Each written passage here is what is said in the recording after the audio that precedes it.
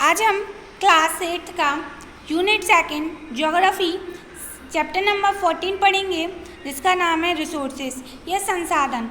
इसके कुछ main topics हैं natural resources, human made resources और conservation of resources. Resources is anything that is used by human to fulfil their needs. जो resources होते हैं या संसाधन होते हैं वह कोई भी ऐसी वस्तु होती है जो ह्यूमंस द्वारा या मानव द्वारा यूज़ की जाती है अपनी आवश्यकताओं को पूरा करने के लिए। Example of resources including food, air, water, would, minerals, so on the and so fourth. Example हैं रिसोर्सेज के, संसाधन के, जैसे कि भोजन, वायु, पानी, लकड़ी, खनिज etcetera. Thus, we see that there is an endless list of resources. इसलिए हम देख सकते हैं कि जो रिसोर्सेज या संसाधन होती है उनकी एक जो कभी न ख़त्म होने वाली लिस्ट है वह है, यानी कि यह बहुत सारे हैं। Hence for better understanding, इनकी और अच्छी अंडरस्टैंडिंग के लिए resources have been classified into 3 broad categorise. हमने संसाधनों को 3 कैटेगरी में डिवाइड किया है, natural resources, human resources and human made resources. प्राकृतिक संसाधन, मानव संसाधन और मानव निर्मित संसाधन। फर्स्ट है हमारा नेचुरल रिसोर्सेज, प्राकृतिक संसाधन। Resources such as sunshine, air, water, soil, plants, animals etcetera are obtained from nature, they are called natural resources. संसाधन जैसे कि सनशाइन, सूर्य की रोशनी हो गई, पानी, वायु, मिट्टी, पेड़ पौधे और जानवर etcetera are obtained from nature. ये कहाँ से ऑब्टेन्ड हुए हैं? हमें नेचर से मिले हुए हैं या प्रकृति से मिले हुए हैं, इसलिए हम इन्हें क्या बोलेंगे? इन्हें हम प्राकृतिक संसाधन या नेचुरल रिसोर्सेज कहेंगे। These resources can be studies as, इन संसाधनों को हम ऐसे स्टडी कर सकते हैं। पहला है बायोटिक एंड अबायोटिक रिसोर्सेज, जैविक और अजैविक संसाधन। Ubiquitous and localised resources, सर्वव्यापी और स्थानीयकृत resources.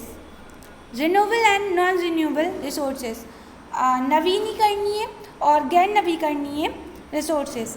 Actual and potential resources, actual यानी कि वास्तविक और पोटेंशियल यानी कि संभावित संसाधन। फर्स्ट है हमारा बायोटिक एंड अबायोटिक रिसोर्सेज, जैविक और अजैविक संसाधन। Those natural resources which have been derived from living things are known as biotic resources. ऐसे प्राकृतिक संसाधन जो हमें लिविंग थिंग्स या सजीव वस्तुओं से मिले उन्हें हम बायोटिक संसाधन कहते हैं। Wood, crops, meat, leather, medicine that we get from plants and animal etcetera are example of biotic resources. लकड़ी, फसल, मीट, लेदर, दवाइयाँ, ये हमें कहाँ से मिलती हैं? पेड़ पौधे और एनिमल से, इसलिए ये किसके एग्जाम्पल हैं? ये बायोटिक रिसोर्सेज के एग्जाम्पल हैं। On the other hand, abiotic resources are derived from non-living things such as stone, minerals, sand and clay. दूसरी तरफ abiotic resources या जैविक संसाधन जो कि हमें कहाँ से मिलते हैं?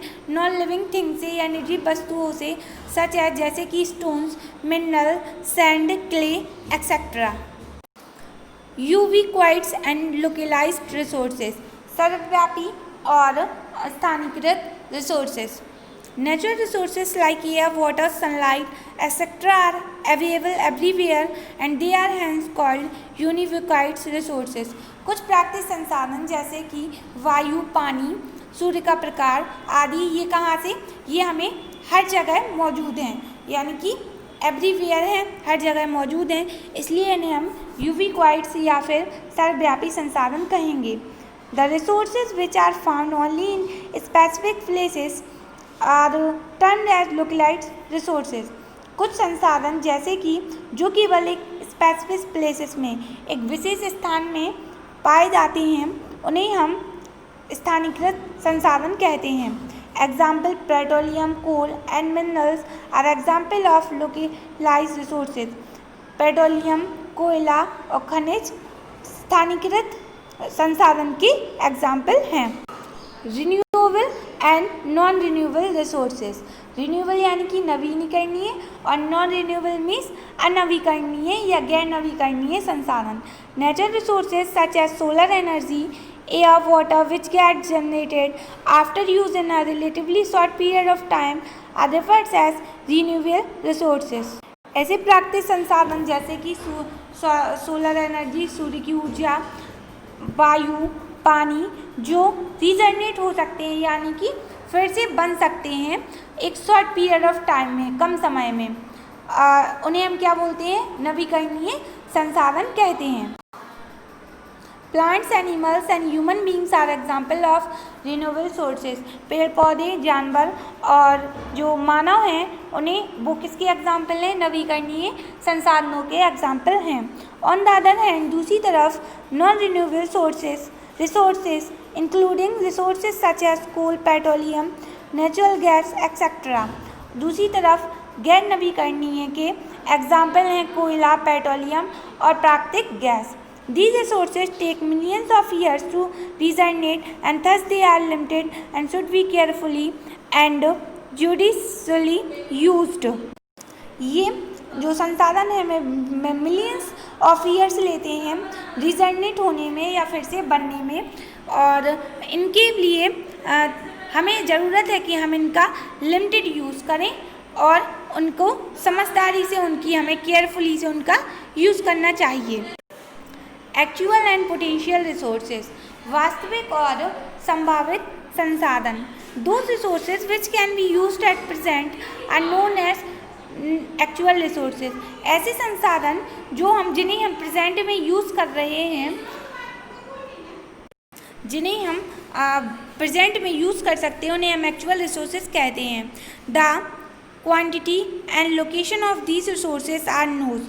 इनकी जो क्वांटिटी होती है और जो लोकेशन होते हैं जहाँ ये पाए जाते हैं वो हमें ज्ञात होते हैं। Humans also have the technical known how to explore and use these resources. जो मानव होते हैं वो टेक्निकली उन्हें यह ज्ञात होता है कि यह रिसोर्स कहाँ पाए जाएंगे और हम इन्हें कैसे बाहर निकाल सकते हैं। Such resources include the minerals deposit at the Chota Nagpur plateau. जो ऐसे रिसोर्सेज जो मिनरल्स या खनिज जहाँ डिपॉजिट हैं वह क्या है? छोटा नागपुर का पठार।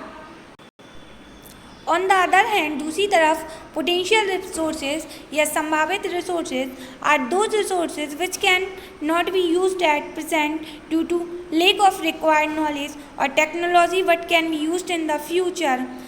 लेकिन जो पोटेंशियल रिसोर्सेज होते हैं वह ऐसे रिसोर्स होते हैं जिन्हें हम प्रेजेंट में तो यूज़ नहीं कर रहे हैं, मतलब जिन्हें हम वर्तमान में तो यूज़ नहीं करते हैं क्योंकि हमारे पास उनकी रिक्वायर्ड नॉलेज नहीं होती है, उनकी जानकारी नहीं होती है और टेक्नोलॉजी, और उतनी हमारे पास टेक्नोलॉजी नहीं है। But can be used in future, लेकिन हम उन्हें भविष्य में यूज़ कर सकते हैं। When there is more advance technology to extract them, जिन्हें हमें एक एडवांस टेक्नोलॉजी चाहिए उन्हें बाहर निकालने के लिए। Example of potential resources and mineral deposit under the ice cover in the Antarctica. जो मिनरल डिपॉजिट हैं, खनिज डिपॉजिट हैं कहाँ पे? अंटार्कटिका में जो आइस से कवर हैं, उन्हें निकालने के लिए हमें टेक्नोलॉजी की ज़रूरत है और यह पोटेंशियल रिसोर्सेज का एग्जाम्पल है।